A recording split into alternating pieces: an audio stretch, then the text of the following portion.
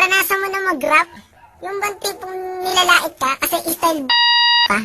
At hindi pa, bakit? Eto, naranasan ko na. Hindi, ang bobo mo. Uso naman yun eh. Style ng Oo, uso yun. Sa pagiging bobo. Sige nga. 1, 2, 3. Hawak ko Christmas tree. Wala, hindi ganyan. Ganito.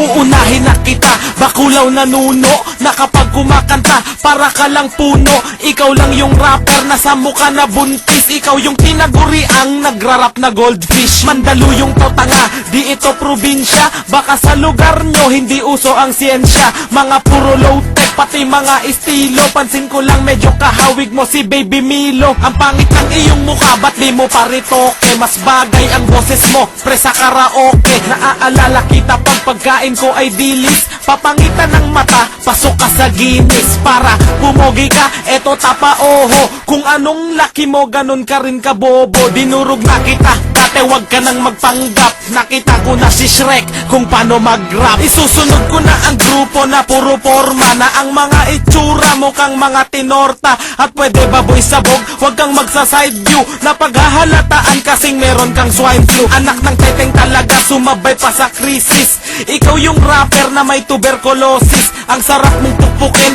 ng bote ng Pepsi. Kasi pag nagra-rap ka parang may epilepsy. Halos lahat ng kanta nyo puro ang iingay. Matagal na kayong tinatakwil ni Binay. Balak nyo pa akong bugbugin, hindi nga lang natuloy. Kasama isang katutak na puro abnoy. Pumunta ng Manda para uloy mapugot. Forma nyo parang mga naglalakad na kumot. Dugyot na nga recording, ang pangit pa ng boses. Mayaman ka?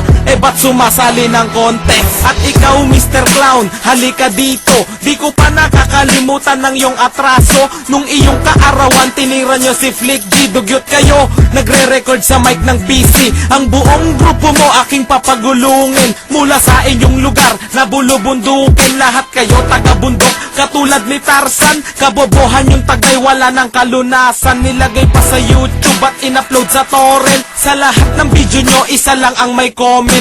Yan ba ang freestyle? Paano ko manginginig? Di na nga kayo sikat, wala pang nakikinig. Picture mo sa YM, parang alimasag. Aaminin ko sikat ka pero sa kamprag. Para matira lang ako, naghanap ng kakosa. Walang gustong pumatol kaya sa net nagsyota. Oh, narinig mo na?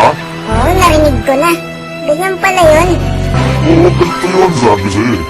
Parang ang dali lang, pero... Ayoko na ganito. okay lang yan. Ganyan naman sila. Basta ayoko na, iibahin ko na flow ko. Alright, mas maganda yan. Kayo ang mga taong pinaglihi sa katangahan. Mga duwag mahilig magpatulong sa kasamahan. Kahit magtulong-tulong pa di nyo ko kayang sabayan. Alam na ngang hindi siya uubra, kakasapayan. Lulunurin ko kayo at patay kong hahanguin. Iipunin ko kayo't sabay-sabay kong lalamunin. Tinaga ko sa bato na bawal ang magmakaawa. Di ako pwedeng huminto hanggat walang nakakawawa. Ang bakas ng pagkaawa sa'kin di mababanaag. Titignan ko sino sa'tin ang hindi mapapanatag. Aking ipapadama pagkatakot sa himagsikan. Nakatira ng isa pagkatapos nagsibagsikan. Para kayong aso pag natakot nagsisibalikan. Sino mang lumaban sa paa ko magsisihalikan. Babala sa mga bobo, tanga, pulpul at sablay. Mga nagtangkang bumali sa sungay ko, naputo lang kamay.